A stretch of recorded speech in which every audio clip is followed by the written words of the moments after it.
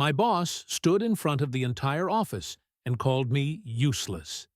He thought humiliating me would make him look powerful. Instead, it lit a fire inside me.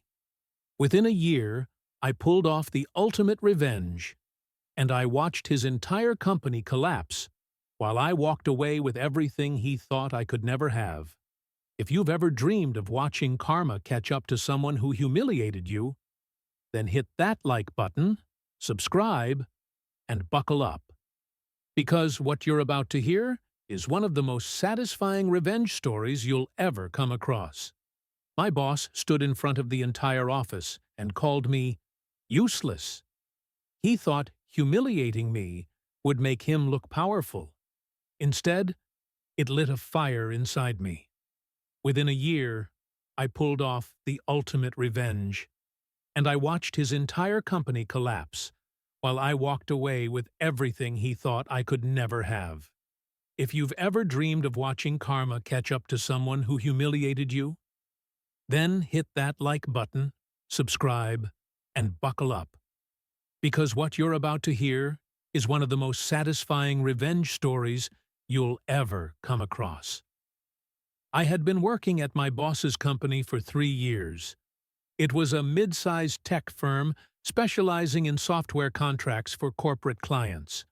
Nothing glamorous, but steady work, or at least that's what I thought when I joined. My boss, let's call him Greg, was the kind of man who thought intimidation was leadership. He thrived on power games, cutting people down to boost his ego. He was slick, perfect suit, fake smile, a Rolex always flashing on his wrist. But underneath, he was a bully. At first, I put up with it. I needed the paycheck. But one day, he went too far. We were in a team meeting, reviewing progress on a big contract. I had been working late nights for weeks, trying to meet impossible deadlines Greg kept pushing. My eyes burned from lack of sleep, but I showed up prepared. Halfway through my presentation, Greg interrupted. "This is pathetic," he sneered. "Honestly, what do I pay you for? You're useless. Completely useless." The room went silent. My co-workers froze, eyes darting between me and him. My face burned hot. My stomach twisted. I opened my mouth to defend myself, but Greg cut me off again, his voice louder this time. "If you can't deliver something of value, maybe you don't belong here at all." Laughter. From him. From the HR manager sitting beside him, trying to impress him. I wanted to sink into the floor. 3 years of loyalty, late nights, sacrifices, and he reduced me to useless in front of everyone. That word echoed in my head for days. Useless. Useless. Useless. I considered quitting on the spot, but then something shifted inside me. A thought that hardened into resolve. If he wants to call me useless, fine. But he'll regret underestimating me. I'll make sure of it. That was the moment revenge was born. After that meeting, I didn't quit. I wanted to. God, I wanted to.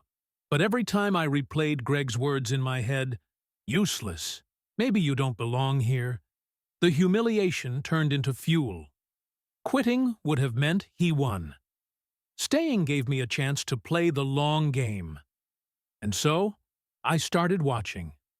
Greg loved to present himself as a visionary leader. But the truth? He was lazy. He dumped real work onto his employees and swooped in at the last minute to take credit. At first, I thought it was just arrogance. But then I noticed something deeper. He was reckless. He made promises to clients the company couldn't possibly keep. He cut corners on compliance to save money. He used company funds like his personal wallet, flashy dinners, business trips that were really vacations, even charging his luxury car payments to the corporate card. The more I watched, the more I realized Greg wasn't just a bad boss. He was corrupt. And corrupt people? They leave trails. I knew if I wanted revenge, I had to play it smart. So, I became invisible. I stopped pushing back in meetings. I smiled, nodded, pretended to swallow his insults. To him, I looked defeated. But behind the mask, I was documenting everything. Every shady email, every questionable charge, every broken promise to a client. I volunteered to help with admin tasks nobody else wanted. Filing contracts, processing invoices, reviewing expense reports. Tedious? Yes, but it gave me access. And what I found was gold. Invoices billed twice to inflate profits. Fake consultant payments that went straight into Greg's cousin's account. Client deliverables half-finished but marked complete in reports. It was a minefield of fraud, just waiting for the right spark. I wasn't the only one Greg mistreated. There was Sarah from accounting, who he constantly belittled for being too slow. There was Jamal from IT, who he screamed at in front of clients. And Maria from HR, who he treated like his personal assistant rather than a department head. All of them were fed up. All of them had stories of Greg's cruelty. So, slowly, carefully, I built trust. Casual coffee chats turned into whispered vent sessions. I didn't reveal my plan yet, but I listened. I let them vent. I asked the right questions, and in return, they started sharing documents. Sarah quietly slipped me copies of suspicious expense reports. Jamal showed me emails where Greg demanded he bypass security protocols. Maria revealed HR complaints that mysteriously disappeared whenever they were about Greg. Piece by piece, the puzzle came together. By month 3, I had a folder thick enough to bury Greg 6 feet under. But I didn't want him just fired. Number firing would let him land another cushy job somewhere else, spouting the same lies. I wanted his company destroyed, his reputation scorched, his empire reduced to ashes. So, the plan formed in stages. First, expose the fraud to the clients. If they realized Greg was lying and stealing, they'd pull contracts. Second, expose the corruption to the board. The company had investors. They'd never tolerate Greg burning money on his lifestyle. And finally, expose the abuse to the public. Employees deserved to be heard.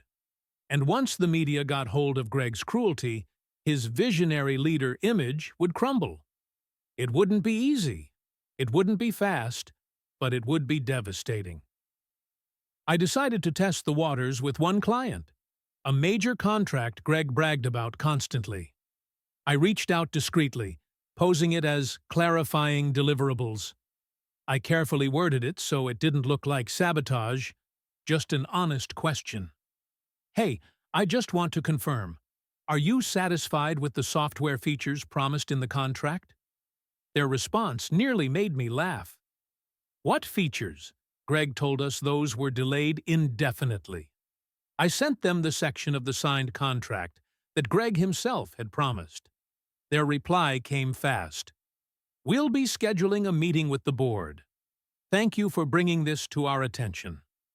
One domino had fallen, and I knew once one client pulled the thread, the whole fabric would unravel. Greg still strutted around the office, barking orders, calling people incompetent, flaunting his Rolex like a king among peasants. But every time he looked at me, smirking like I was nothing, I smiled back. Calm, silent. Because I knew something he didn't. His empire had cracks. And I was about to shatter it from the inside out. The first client's withdrawal hit Greg like a brick. He stormed into the office, red-faced, screaming into his phone. What the hell are they talking about? Who told them that? I sat at my desk, expression blank, heart racing with secret satisfaction. When the meeting came, Greg tried his usual tactic. Bluffing. Delays are normal in the industry. The client misunderstood. We're on track. But the client's legal team had the signed contract in front of them. And they weren't buying it. By the end of that week, they pulled the contract. Millions of dollars gone overnight. Greg was furious. He raged around the office, slamming doors, yelling about betrayal. But what he didn't know was that this was only the beginning. With Sarah from accounting, Jamal from IT, and Maria from HR on my side, things accelerated. Sarah dug deeper into expense reports. She uncovered Greg had been charging luxury vacations to the company card under the label Client Development. One trip to Paris alone cost over $30,000, all billed as training. Jamal uncovered something even more damning. Greg had ordered him to disable parts of the cybersecurity system to cut costs. That left sensitive client data vulnerable, a violation of multiple compliance agreements. Maria found buried HR complaints from at least 5 employees detailing harassment, verbal abuse, and intimidation. Every single one had been marked resolved without action. The picture was clear. Greg wasn't just incompetent. He was a liability. And now we had proof. The company's board of directors had always trusted Greg because he delivered flashy results. But when the first client pulled out, they started paying attention. So I gave them a little push. I created an anonymous email account and sent the board a neatly packaged file of concerns, expense reports, compliance issues, HR complaints. No accusations, just questions. Are you aware of these discrepancies? The response was almost immediate. A week later, Greg was summoned to an urgent board meeting. When he came back, he was pale.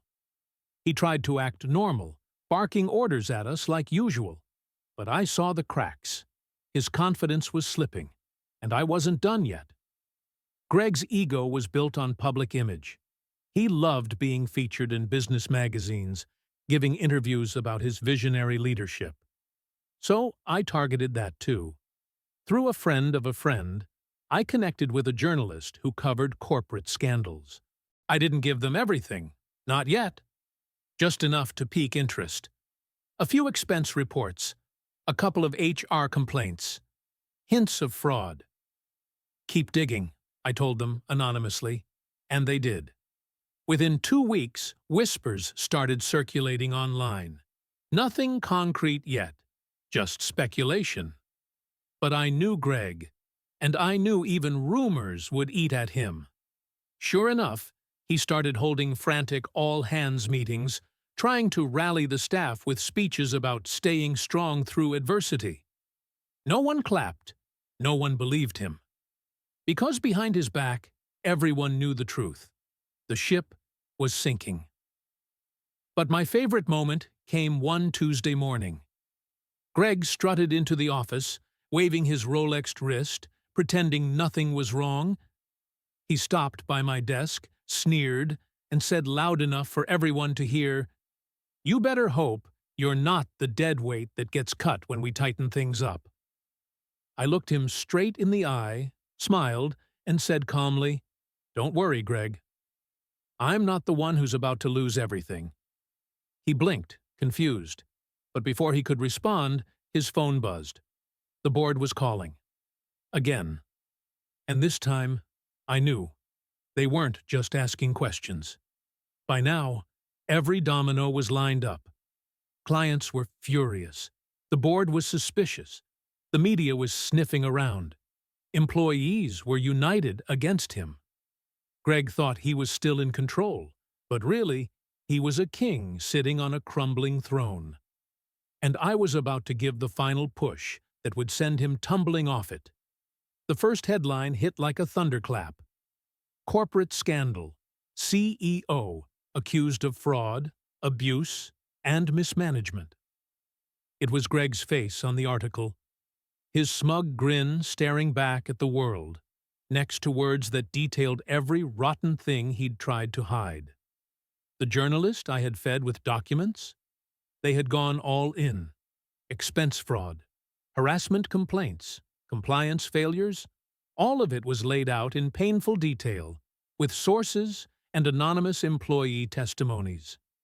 The article spread like wildfire. By noon, it was trending on Twitter. By evening, it had been picked up by 3 major news outlets. By the next morning, Greg's name was everywhere, and not in the way he loved. Walking into the office that day felt surreal. People were huddled in groups, whispering, phones buzzing with news alerts. Some looked shocked, others relieved. A few even smiled, small, grim smiles of vindication. Greg stormed in late, his tie askew, eyes bloodshot. He tried to bark orders like usual. "Ignore the lies! It's all nonsense journalism! Get back to work!" But no one moved. For the first time, the power dynamic had shifted. We weren't afraid anymore. He was. The fallout was immediate. Clients started dropping like flies. One by one, contracts were terminated. Some cited breach of trust. Others didn't bother giving reasons. They just cut ties. Millions in revenue evaporated overnight. I overheard one of the project managers on the phone. "Yes, we understand. We'll be dissolving the project team immediately." His tone was calm, almost satisfied. Because he knew, without clients, Greg had nothing. The real hammer came from the board. They called another emergency meeting, this time without Greg's input. By now, they had every reason to act. Public scandal, fleeing clients, employee morale in the gutter. I managed to get a peek at the internal memo later. The words made me grin. "Effective immediately. Gregory, last name, has been placed on indefinite leave pending investigation." Translation? He was out. When he got the news, he erupted. He slammed doors, shouted threats, called the board cowards. But no one cared anymore. His empire was slipping through his fingers, and there was nothing he could do to stop it. With Greg sidelined, the employees who had suffered under him started speaking openly. Sarah from accounting handed over years' worth of financial discrepancies. Jamal detailed every security violation Greg had ordered. Maria released the HR complaints that had been buried. What had once been whispers in break rooms became official testimony. The picture was undeniable. Greg hadn't just been a bad boss. He had been a parasite, draining the company for his own ego and greed. I'll never forget the day Greg completely unraveled. He showed up unshaven, his Rolex missing, his suit wrinkled. He barged into the office, shouting about loyalty, about betrayal. He accused us of conspiring against him, of being ungrateful nobodies. But the office was silent. No one defended him. No one even looked afraid. Finally, security arrived. Not to escort us out, but to escort him. We watched as Greg was dragged out of the building he once ruled like a tyrant. His face was red, his voice cracking as he screamed, "This company is mine. You'll regret this. I built this from nothing." But the truth was plain. He hadn't built anything. We had. And without us, without clients, without trust, he had nothing. Within 3 months, the company was in freefall. With Greg gone, the board tried to salvage what was left, but the damage was too deep. Clients had moved on, investors pulled funding, and lawsuits began piling up. The company that once boasted about being a leader in innovation was now synonymous with scandal. Job postings dried up, partnerships ended, and finally, the news came. The company was filing for bankruptcy. The empire Greg thought was untouchable had collapsed completely. I remember sitting in a cafe the day the bankruptcy announcement was published, sipping coffee and scrolling through the article. The headline read, "Tech firm shuts down amid scandal. Former CEO disgraced." I couldn't help it. I smiled. Because this wasn't just karma. This was calculated, deliberate, poetic justice. Greg had called me useless. But in the end, I had dismantled everything he thought made him powerful, piece by piece, until there was nothing left. The day Greg finally disappeared from the corporate world was anticlimactic. and yet absolutely perfect. One morning, a headline popped up on my phone: "Disgraced former CEO under federal investigation for fraud and embezzlement." There it was, the final nail in his coffin. Not only had he lost the company, not only had his name become a punchline in the business world, but now the government was after him. Years of shady expense reports, fraudulent contracts, and compliance violations had finally caught up. The man who once strutted around in Armani suits and flaunted his Rolex was now facing prison time. And I was free. About 6 months later, I bumped into him. Not intentionally. I was grabbing lunch downtown when I saw him across the street. I almost didn't recognize him. Gone was the polished suit and slicked-back hair. He wore a wrinkled shirt, cheap shoes, and carried himself like a man carrying the weight of his own ruin. His shoulders hunched, his eyes darted nervously, like he was waiting for someone to recognize him and sneer. For a brief moment, our eyes met. He froze, then quickly looked away, crossing the street without a word. I didn't chase him. I didn't need to, because the look in his eyes told me everything. He remembered calling me useless. And now, he knew just how wrong he'd been. After the company collapsed, I took a break from corporate life. I needed time to breathe, to let the dust settle. But soon, opportunities started coming my way. Remember that journalist who broke the story?